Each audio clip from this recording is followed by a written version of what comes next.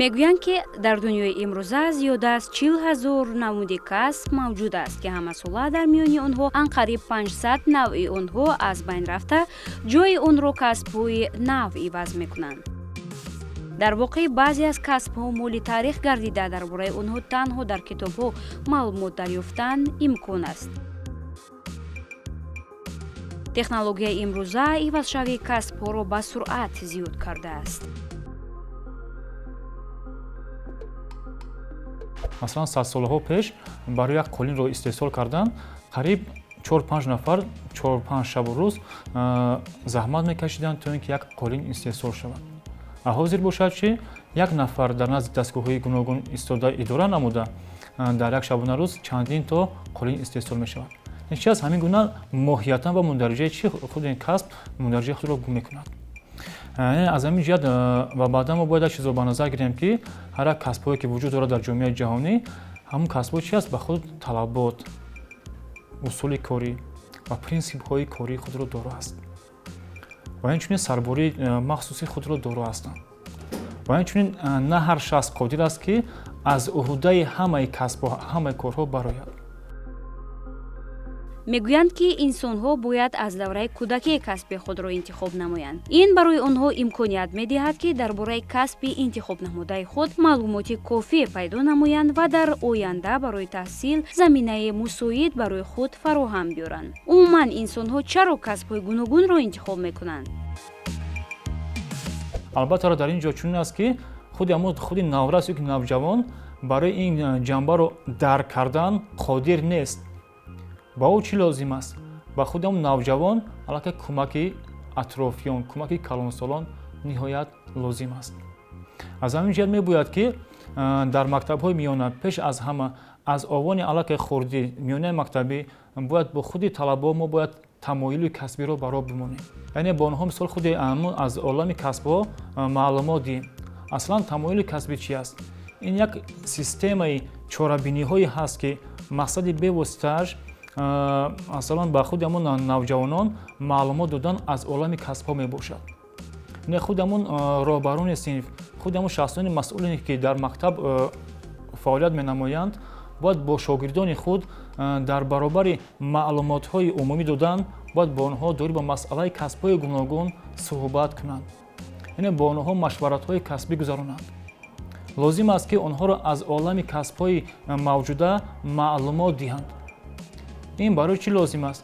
ин барои он лозим аст ки вақте ки бача хонанда фаҳмед ки дар ҷомеаи имрӯза чӣ гуна касбҳо вуҷуд дорад ва ҳар як касб чӣ гуна талабот, чӣ гуна принсипҳоро доро аст, ка метавонад ки чи дар ҳамин ҷанба ҳамш як масъулиятнокӣ ва худи ҳамин тайёрӣ ба ҳамон касбҳоро дар худи кӯдак бедор намояд. ба ҳамон андозае ки худи шинохти рисолати инсон будан муҳим аст ё умуман донистани мақсад аз масалан зиндагӣ кардан муҳим аст, фикр мекунам ба ҳамин андоза доштани ягон касб, ихтисос ва ҳунар ҳам муҳим аст. барои он ки аз доштани кадом як ихтисосу касбе чӣ гуна шаклгирии зиндагии инсонҳо маълум мешавад. яъне то кадом андоза инсон метавонад ки вазъи молию иқтисодиша хубтар кунад, то кадом андоза инсон метавонад ки дар ҷомеа мавқеъ пайдо кунад ва муҳимтар аз ҳама то кадом андоза инсон метавонад ки барои инсонҳои дигар дар хидмат бошад. ин як андоза аз касбу ихтисосшам вобаста аст. конститутсияи ҷумҳурии тоҷикистон ҳуқуқи меҳнат кардани ҳар касро таҳким мебахшад ва кафолат медиҳад. яъне ҳар кас ба меҳнат, интихоби касбу кор, ҳифзи меҳнат ва ҳимояи иҷтимоӣ ҳангоми бекорӣ ҳақ дорад. ҳамчунин дар кишвар маркази миллии тестии назди президенти ҷумҳурии тоҷикистон амал мекунад ки барои интихоби касби довталабон барномаҳои махсусро ба роҳ мондааст. аммо то куҷо ин довталабон ҳангоми интихоб дар бораи касби худ маълумоти кофӣ доранд? барои интихоби довталаб шарт нест ки 11 солро тамом карда таҳсилро баъд ихтисосро интихоб кунад. мо метавонем ки дар масои таҳсилоти миёнаи умумӣ бевосита соатҳои тарбиявӣ мавҷуд аст ва дар ин соатҳо устодон бояд ки ба шогирдон чӣ тавр дуруст انتخاب کردن کسب رو تلقین کنند، آموزانند و مصلحت دهند. زیرا من در طول 8 سالی که مرکز ملی تستی نزد پرزیدنت جمهوری تاجیکستان فعالیت میکند، ما در دوره به قیدگیری مشاهده میکنیم که داوطلبان حالا هم درست انتخاب کردن اختصاص ها را ناآموخته‌اند. بسیار وقت از روی هوا و هوس کسب را انتخاب میکنند. آنها اندیشه باید کنند که وقتی که شخص اختصاص را انتخاب کرد، در پی اختصاص باز کسب است و کسب را که او از خود نمود، این کسب در طول حیات هم قدم او می شود، هم در زندگی او را می خوراند، می پوشاند، هم در حیات به او موقع معین می کند و شخص اگر اختصاصی انتخاب کردهش کسبی که او را درست از خود نکرده است به مقصد رسیده نمی تواند. برای همه داوطلبان که این سال علاقه از قید گذاشتند و باز در دوره از نو به قیدگیری علاوگی که از 10 ایون شروع می شود تا 30 ایون دوام می کند، همین مصلحت را می دهیم که اختصاص را درست انتخاب کنند.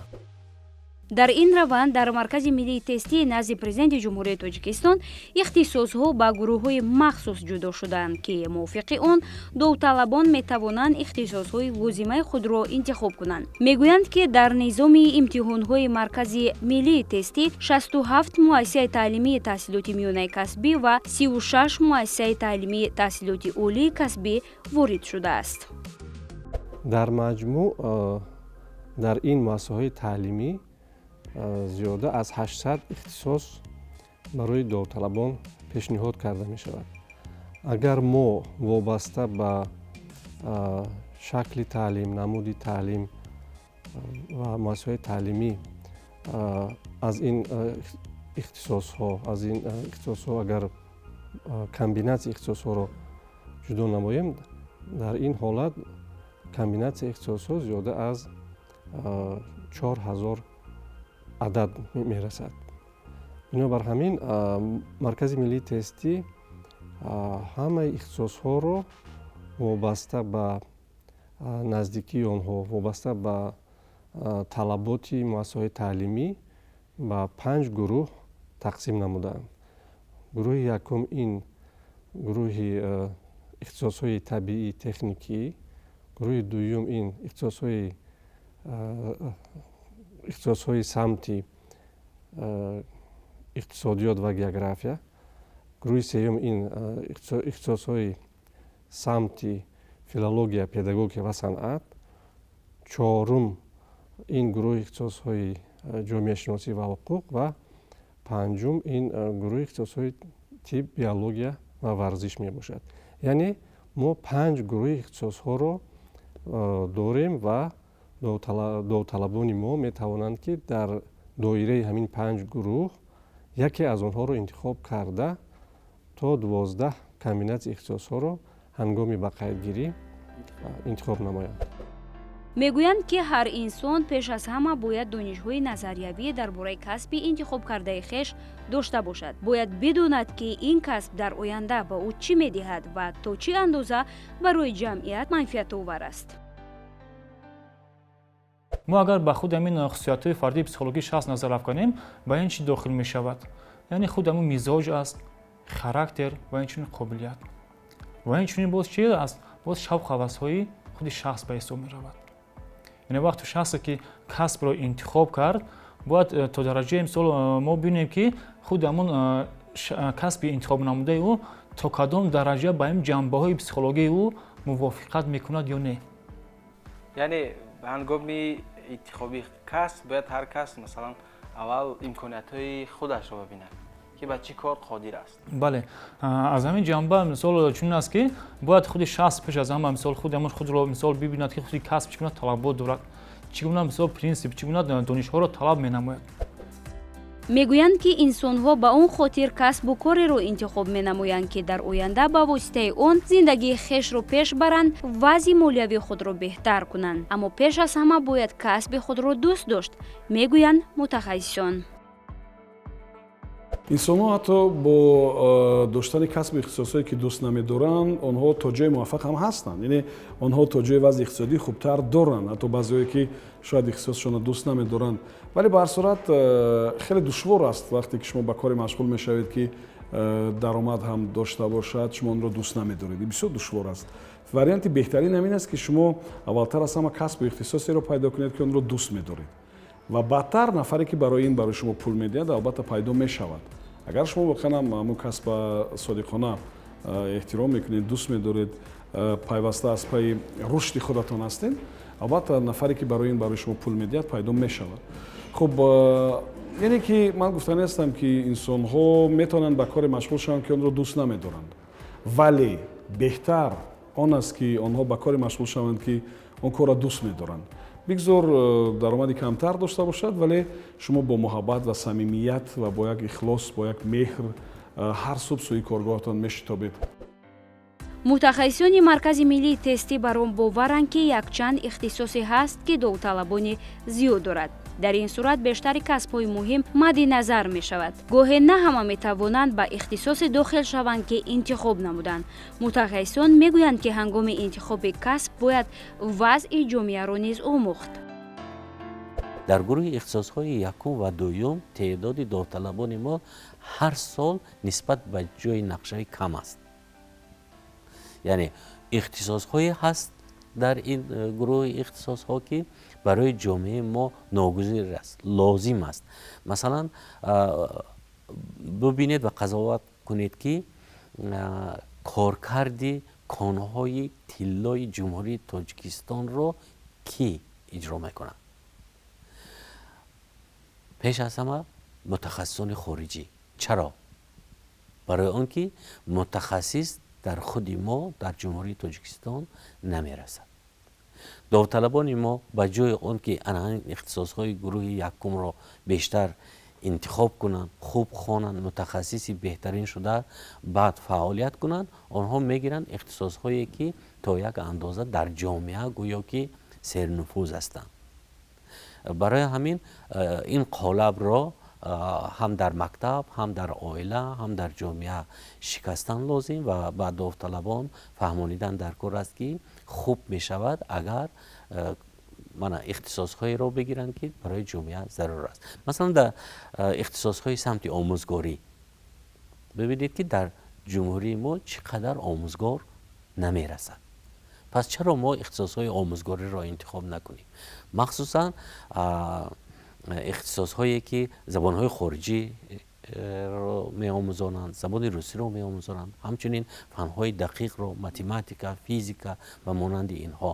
ана ҳаминро дар дили шогирдон шавқро бедор кардан дар кор. гоҳе падару модар атрофиён боис мешаванд ки як нафар ҷавон дар ихтисоси дӯстдоштаи худ таҳсил карда натавонад. то чӣ андоза ин дуруст аст ва ин амал чӣ паёмадҳои номатлубро ба амал оварда метавонад? вақте он ба он донишгоҳ донишкарда дохил мешавад, ӯ умуман дар бораи ҳамон касб маълумот надорад. курси ду мехонад, мепурсӣ ки моҳиятан касби шумо аз чӣ иборат аст, ӯ намедонад ва то ҳатто ба ҳамин савол ҷавоб гуфтан наметавонад. аз рӯи чи? аз рӯи оне ки ғайри хоҳиш, ғайри мақсад ӯ ба ҳамон касб, яъне тасодуфан ба ҳамон касб шомил гаштааст. мо бояд як чизро фаромӯш накунем ки дор ба масъалаи оне ки вақте ки шахс ғайри хоҳиш, ғайри мақсадҳои худ ба ҳамон касб равона мешавад, лекин дар оянда тӯли ҳамин вақти худро 4-5 соли умри худро дар ҳамон касб мебахшад, дар омӯзиши касбӣ мебахшад, лекин дар дили худи хонанда ҳамон донишҷӯ шавқ аваз пайдо нашуд. мешавад ҳолатҳое ки бисёр чӣ ҳастанд, он нафар аз касби худ бархурдор нест. оё метавонад ки худ ҳамон нафар, ҳамон бо ном мутахассис он коргоҳро пеш барад? ҳеҷ гоҳ не. он коргоҳ, ҳамон муассисае ки худ ҳамон коро ки пеш мебарад шахси босавод, шахси донишдоштагӣ.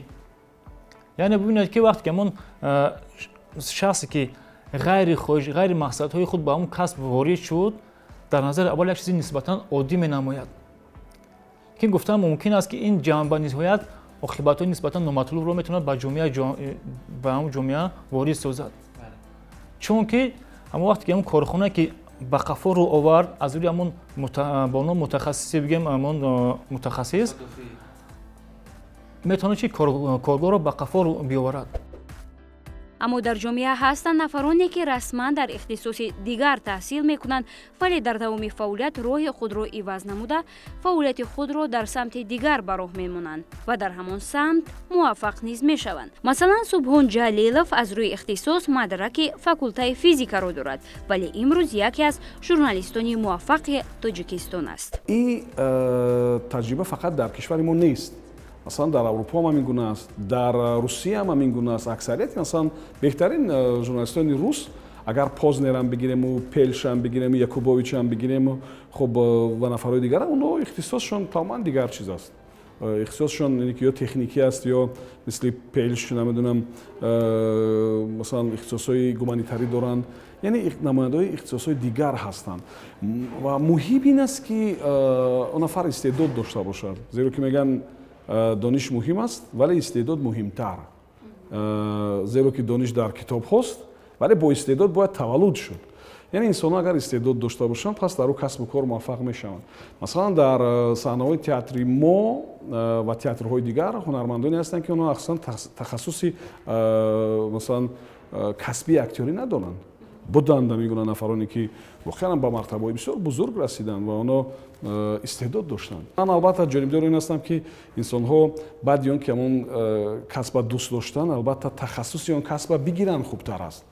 یعنی اختصاص اولشون شاید معلم است، آمدن به روزنامه‌نگاری بهترین شدن، کوشش کنند که اکنون این اختصاص هم از خود کنند، یعنی غایبانه است نمیدونم یا در کورس ها است این چیزا بیاموزند. خب برای این کوشش نکردن غلط است. ولی به هر صورت من فکر میکنم که هم برای تماشابین و هم برای شنونده مهمتر این است که اون روزنامه‌نگار اگر گپ درباره رادیو و تلویزیون برود چی برنامه پیشنهاد میکند، چگونه مسئله گذاری میکند، چقدر انعکاس میکند یا تا چه حد میتواند که مثلا برنامه شوق‌آور پیشنهاد کند. این مهم است نسبت به آن که مثلا تماشابین بداند که فلان نفر اختصاص روزنامه‌نگاری و دیپلم روزنامه‌نگاری دارد ولی برنامه شوق‌آور نیست. یعنی که نسبت به این بهتر آن است که انسان‌ها استعداد خوب داشته باشند و تخصص نابسته از سن و سال همیشه گرفتن ممکن است و شما می‌دونید که مثلا در یکی از دانشگاه‌های ما نفر تحصیل می‌کند که 72 ساله است برای مثال. дар ин раванд ҳастанд муассисаҳое ки берун аз маркази миллии тестӣ довталабонро қабул мекунанд. ҳукумати ҷумҳурии Тоҷикистон дар он қарори худ ки тартиби гузарондани имтиҳонҳои марказондаи дохилшавиро ба муассисаҳои таҳсилоти миёна ва олии касби ҷумҳурии Тоҷикистон нишон медиҳад, қайд шудааст ки қабул ба тамоми муассисаҳои таҳсилоти миёна ва олии касби ҷумҳурии Тоҷикистон новобаста аз шакли соҳибияташон тавассути маркази миллии тестӣ гузаронида мешавад. лекин дар ҳамон ҷо қайд шудааст дар банди дуюм ки ба истиснои муассисаҳои қудратӣ ва коллеҷҳои самти санъату фарҳанг, яъне این مؤسسه‌ها بیرون از مرکز ملی تستی به طور عنعنوی قبول میکنند و حتی کنسرواتوری ملی تاجیکستان نیز بیرون از مرکز انتخاب میکنند. اکنون اینجا باز یک چیز دیگر رو به خاطر آوردن در کار است که هستند اختصاص‌هایی که برای داخل شدن و من بعد متخصص شدن ملکه و مهارت داوطلب را نیز سنجیدن لازم می شود. از این نقطه نظر در نظام ما باز هست امتحان‌های قسم و با نام امتحان‌های ایجادی و مهارت مخصوص.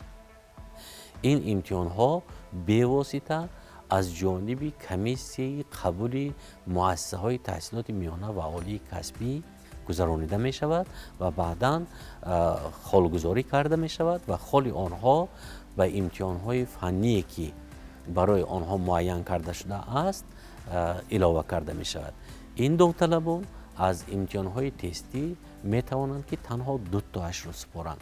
яъне имтиҳони ҳатмие ки мо дорем ин забони тоҷикӣ аст ва имтиҳони дуюм, фанни дуюм ин барои ҳар як гурӯҳи ихтисосҳо муайян шудааст ва довталаб ҳамон ихтисосро месупорад фанро ва бо ҳамин бо натиҷаи имтиҳонҳои эҷодӣ ва маҳорати махсус ва ин ду имтиҳон онҳо метавонанд ки ба мақсад бирасанд. мегӯянд ки омӯзгорон пеш аз ҳама ба хусусиятҳои фардии ҳар як толибилм таваҷҷӯҳи хоса бояд бидиҳад ва мувофиқи он касбу кори гуногунро ба ӯ пешниҳод намояд то меҳри онро дар дили ҳар як фард бедор созад. чунки мо мебинем ки ҳамон ҳар як касбе ки вуҷуд дорад ба худ як равиши кори хосаи худро дора аст. масалан баъзе коре ҳаст ки нисбатан чи аст равиши он ниҳоят як функсияи тезтарро талаб мекунад. мо агар ба ҳамин гуна кору фаъолият агар ки шахсони мизоҷи флегматӣ ё меланхолӣ доштаро агар равона кунем, онҳо ҳеҷ гоҳ аз дуда ин кор намебароянд. чунки ин нафароне ҳастанд ки нисбатан шахсони то дараҷаи оромтабиат ҳастанд, камҳаракат ҳастанд. не психологон мегӯянд ки фаъолияти меҳнатие ки равиши нисбатан тезтар дорад, моро лозим аст ки чи дар он ҷанба шахсони мизоҷи сангвиник ва холерик доштаро равона кунем. чунки ин нафарон нисбатан шахсони чусту чолок ҳастанд, тезҳаракат ҳастанд, ҳозирҷавоб ҳастанд. ва ин нафарон метавонанд ки чи дар ҳамин ҷанба нисбатан муваффақ шаванд ва ин чи аз ин гуна функсияҳоро ба пуррагӣ идора намоянд. мегӯянд ки интихоби дуруст инсонҳоро дар роҳи минбаъдаашон муваффақ месозад. мебояд дар интихоби касб нозукбинона амал кард, зеро вазъи зиндагии минбаъдаи мо ба касби мо вобастагии калон дорад.